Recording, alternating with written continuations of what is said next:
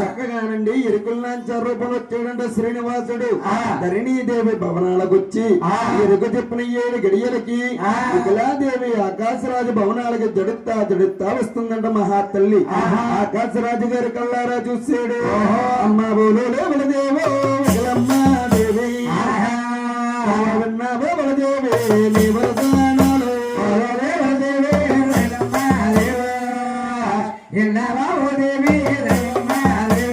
అమ్మా బుకులాదేవి నీ ఇంటన శ్రీనివాసుడున్నాడమ్మా, మా ఇంటన పద్మావతిదేవి పెరుగుతున్నది. వాళ్ళిద్దరికి కళ్యాణం చేసినట్లయితే వాళ్ళ రాజ్యం వాళ్ళు నేలుకుంటారన్నాడట. అప్పుడు నాయన బుకులాదేవి అప్పుడు సంతోషమైపోయి ఆనందంలో తొలతూగిపోయింది. శ్రీనివాసుడికి పద్మావతిదేవికి రంగరంగ వైభవంగా కళ్యాణం చేస్తున్నారు. అమ్మాయి ఆకాశమంతానే పందులు దేవి అమస్తూ ఆకాశమంతానే పందులు చేరమ్మా భూదేవి అమస్తూ ఆకాశమంత పందులు లేచారు. అవును భూదేవి అమస్తూ పిల్లరికి లేచారు. అమ్మ శ్రీకాయ మాకాయ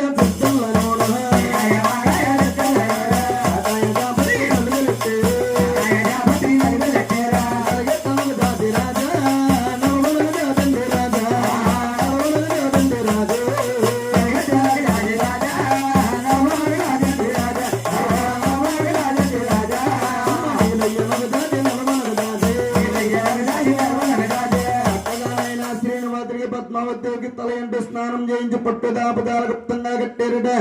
అమ్మ మరగోదలు వచ్చిందా మరి ఏమీ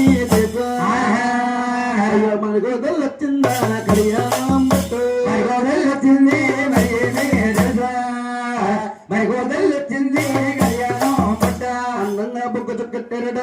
శ్రీనివాసిని పద్మావతికి కళ్యాణం చేస్తున్నారు. రూపాయలు వచ్చారట. అమ్మ రెండో పేడల రెండో ఎవరంగా పేరమ్మ అయ్యో 3 పేడల రెండు బాగు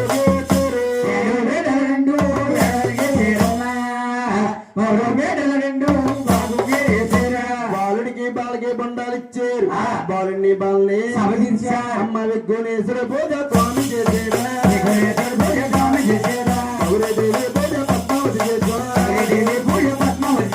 శ్రీనివాసుడు మగ పురుషుడు కాబట్టి విఘ్నేశ్వర పూజ చేయించారట. పద్మావతిదేవి ఆడస్త్రీ కాబట్టి గౌరీదేవి పూజ చేయించారు. చక్కగానైనా పద్మావతిదేవి కంటమందున శ్రీనివాసుడు 2 సూత్రాలతో ఒక పసుపు తాడు 3 ముళ్ళు చెడుగోడుందా. శ్రీనివాసుడు పద్మావతిదేవిని కళ్యాణం చేసుకున్నాడు గాని అవతారం మారిపోవాలంటే మహానుభావుడు అవతారం మారిపోతాడని చెప్పి ముందు కట్టుకున్న లక్ష్మీదేవికి తెలియదు. ఇప్పుడు కళ్యాణం చేసుకున్న పద్మావతిదేవికి తెలియదు. ఎవరికి కూడా తెలియదట శ్రీనివాసుడు ఎలా మారాలనుకుంటున్నాడు. బ్రహ్మ కుమారుడు నారదముని వారికి ఆందోళనమైంది. అమ్మ కూర్చున్న భక్తులందరికీ మనవ తల్లి శ్రీనివాస కళ్యాణం ఏమిటనేది తెలియాలంటే ఒక పావు గంట సేపు అందరూ కూడా నిశ్శబ్దంగా కూర్చుని ఆలకించాలి తల్లి. ఒక పావు గంట సేపు కూర్చుంటే శ్రీనివాస కళ్యాణం ఏమిటన్నా తెలుస్తుంది. అప్పుడు నాయన శ్రీనివాసుడు ఎప్పుడైతే అవతారం మారిపోవాలట బ్రహ్మ కుమారుడు నారదముని వారికి ఆందోళనమైంది. అరే నా పినతండ్రి శ్రీనివాసుడు కళ్యాణం అవతారం మారిపోతాడా, కళ్యాణం చేసుకుని అవతారం మారిపోవడం ఏమిటి? ఈ మాట పినతల్లి లక్ష్మీదేవికి చెప్పాలని గొల్లాపురి పట్నం వెళ్ళాడట. తల్లి కోటు దొమ్మతులకి పూర్తి చేసుకుంటుంది. అప్పుడు ఏమంటున్నాడా, అమ్మాయమ్మలో మాయమ్మ నరగమ్మ తల్లి అయ్యో నరగన్న నా తల్లి లక్ష్మీదేవి మాయమ్మ నరగమ్మ నరగన్న మా తల్లి లక్ష్మీదేవి. పినతండ్రి శ్రీనివాసుడు ఎంత పని చేసాడమ్మా, పెళ్ళవ్వలేదని అబద్ధం చెప్పి పద్మావతిదేవిని కళ్యాణం చేసుకున్నాడు. పద్మావతిదేవిని మారు కళ్యాణం ఆడాడు గాని శ్రీనివాసుడు అవతారం మారిపోతున్నాడమ్మా. ఇప్పుడు కనుక నువ్వు వెళ్ళకపోతే నీ బతుకు ఇంతేనమ్మా అన్నాడట. అప్పుడు నాయన పద్మావతిదేవి శ్రీనివాసుడు ఉండే వద్దగా లక్ష్మీదేవి పరుగు పరుగులు వెళ్ళిందట. లక్ష్మీదేవి అంటుందంట శ్రీనివాసుని. ఏమంటుందా, నా ప్రణనాద ఎంత పని చేశారు నా ప్రణనాద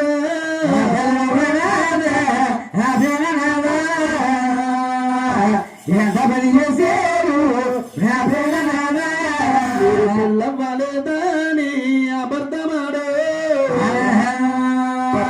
దేవిని పిల్లడినరే పిల్లవ్వలేదని అబద్ధమాడే పద్మావతి దేవి పిల్లడినారే పద్మావతి దేవుని కళ్యాణం చేసుకున్నారు నాదా ప్రాణేశ్వర అవతారం మారిపోతారట నా పని ఏమిటన్నదట లక్ష్మి నువ్వు ఏడిస్తే నాకు జయము కాదు నీకెవరు ఉన్నది నేను అవతారం ఇక్కడతో సాలించేస్తున్నాను ముందు ముందు పేరుని దేవ గర్భవాసాన్ని 7వ కుమారుడు శ్రీ వెంకటేశ్వర స్వామిని జన్మిస్తున్నాను నేను వెంకటేశ్వర స్వామిని జన్మించినప్పుడు నువ్వు ఆలమూరు పట్నాన్ని ఆలమాదారకుడు కుమార్తె అరివేలు మంగాదేవిగా పడతావు అరివేలు మంగాదేవిని నేను కళ్యాణం చేసుకుంటాను గాని నీ గచ్చట్లో ముచ్చట్లో తీర్చను అలాగనగానే నాదా ప్రాణేశ్వర గచ్చట్లో ముచ్చట్లో తీర్చనంటున్నారు ఏ కారణం చేతన్నాదట ఓ ఈ లక్ష్మి ఓ లక్ష్మీదేవిగా ఉన్నావు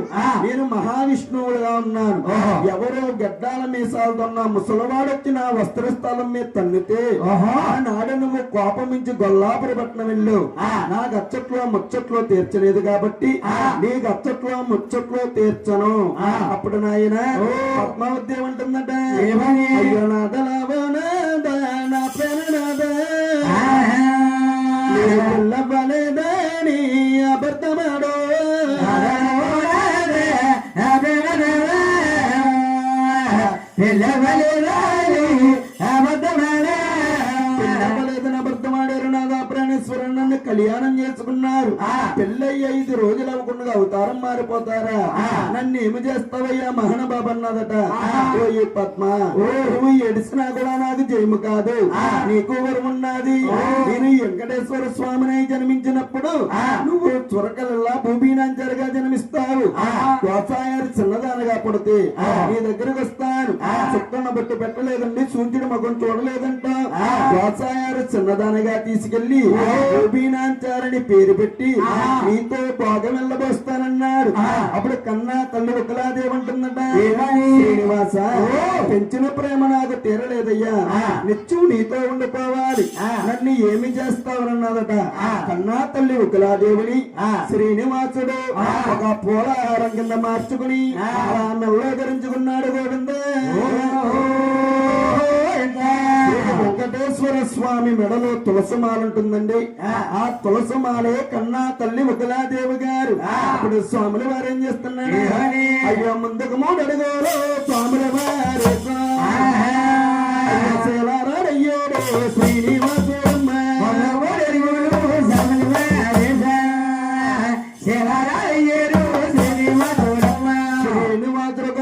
బండరాడైపోయాడట ఆ రాడులోంచి ఒక జ్యోతి లెగిసి ఆకాశ మార్గాన్ని ఆగింది అమ్మా ఈ జ్యోతినందరూ ఒక 5 నిమిషాల సేపు గుర్తు పెట్టుకోవాలి తల్లి ఇప్పటిదాకా ఆదిశక్తమ్మ పుట్టుదల శ్రీనివాస కళ్యాణం అయిందండి ఇప్పటి నుంచి యథాప్రకారంగా 7 కొండల వారు జీవిత చరిత్ర దీన్ని ఎల్లవారు కదంటారు మళ్ళీ శ్రీనివాసుని 7 కొండల స్వామి జన్మిస్తున్నాడు ఎలాగంటావా చంద్రగిరి తాలూక చిత్తూరు జిల్లా తిరుపతి కలియోగ మందు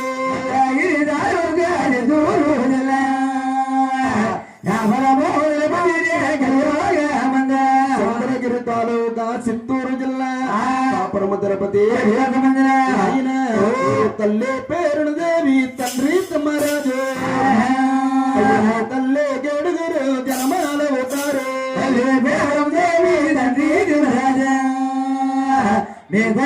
7గురు జనమాల అవుతారు గారు పేరును దేవ గారు తండ్రి గారు యమరాజు గారు తల్లి గారు గనక ముందు 7గురు అన్నాదములు జన్మిస్తా ఉంటామండి ఆయన వీరు వంశాని గల్లాని సూర్య వంశముల సుతులండి మీరు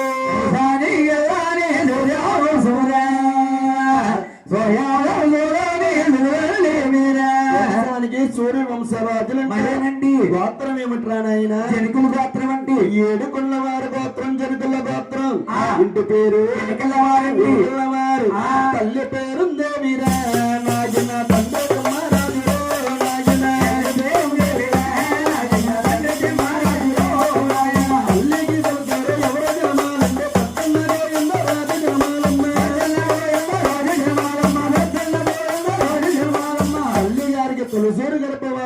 పెద్దన్న గారు గోవిందరాజులు జన్మించారు.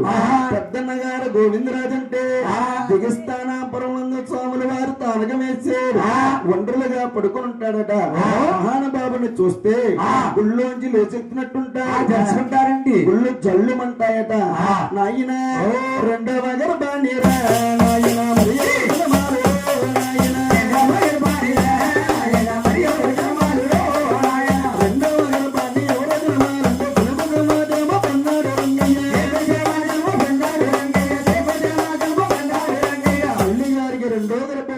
సిరుకు సమాచారం పెన్నాడు జన్మించారు. పెన్నాడంటేనండి శ్రీకాకుళం జిల్లాలో ఉన్నది. మూడవ గర్భాన్ని నాయన మరియు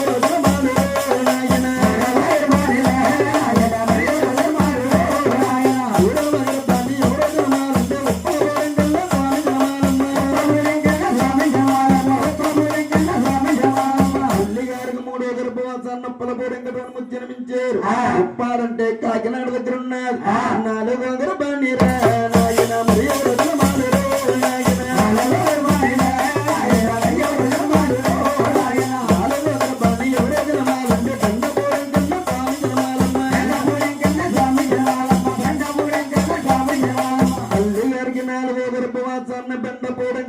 జన్మించారు. బెండపూడి వెంకటరావు అంటే నాయన అన్నవరం వెళుతూ ఉంటే ఇస్తైన కొండ మీద ఎలిసి పుట్టారు. వస్తూ ఉంటే మీద కులం మారారు. స్వాముల వారిని బలుపులు గాని భాగ్యాలు గాని పుష్పాల్లో పెట్టి పూజన చేస్తూ ఉంటారు. ఎవరు ఉన్నా కానీ ఆచారం ఉన్నా కానీ ఎవరైతే తడిముడిగా పూజిస్తారు ఇంట్లో దానికి వాడేస్తారండి. ఎవర్రా నాయన బెండపూడి వెంకటరావు తండ్రి గారికి 4వ గర్భోత్సవం జన్మించారు.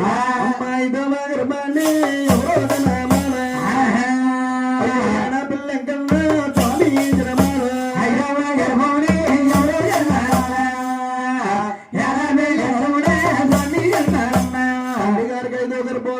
పిల్లంకటను జన్మించారు. ఆయన అమ్మాయారవ గర్భాన్ని ఎవరో జనమాల పిల్లంకల్లా స్వామి జనమాల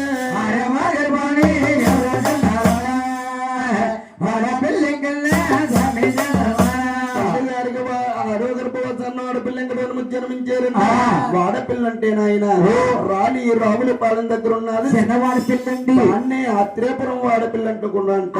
నాయన అందరు దేవుళ్ళు సిమెంట్ విగ్రహాల్లో రాతి విగ్రహాల్లో ఉన్నారమ్మా.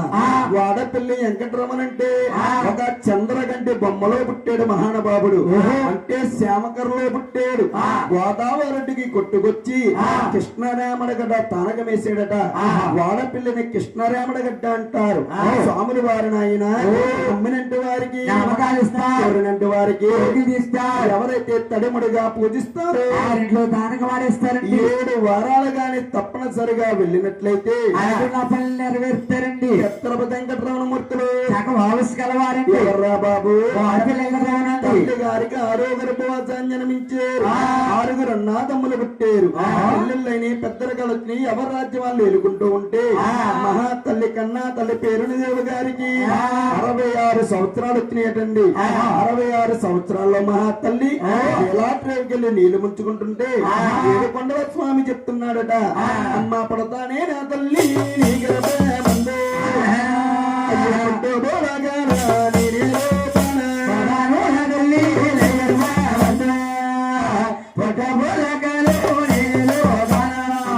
గర్భవాసాన్ని జన్మిస్తాను. పుట్టబోలోకాలు ఎడతానన్నాడట. అప్పుడు మహాతల్లి కంగారు పడిపోతుంది. అరే నాకు వయసు చూస్తే 66 సంవత్సరాలు వచ్చినాయా? ఈ 66 సంవత్సరాలు సబుడు ఏమిటి? మహాతల్లి అనుకుంటుందండి. అయ్యా దెయ్యానివా నీవయ్యా దేవుడు గర్భవాసాన్ని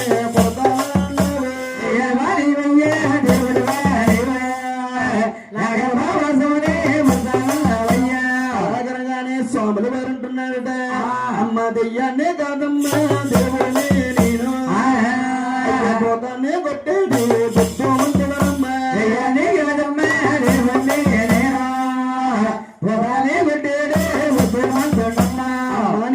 రాజాన్ని జన్మిస్తాను పుట్టబోళాదాలో ఏళతానన్నాడట. అప్పుడు మహాతల్లి నాయన ఇందాక చెప్పాను కదండి శ్రీనివాస కళ్యాణంలో ఒక జ్యోతల్లి ఆకాశ మార్గాన్ని ఆగిందన్నాను కదా. ఆ జ్యోతకి తల్లి పేరుని దేవి గర్భవాసాన్ని పండుగ గోవిందా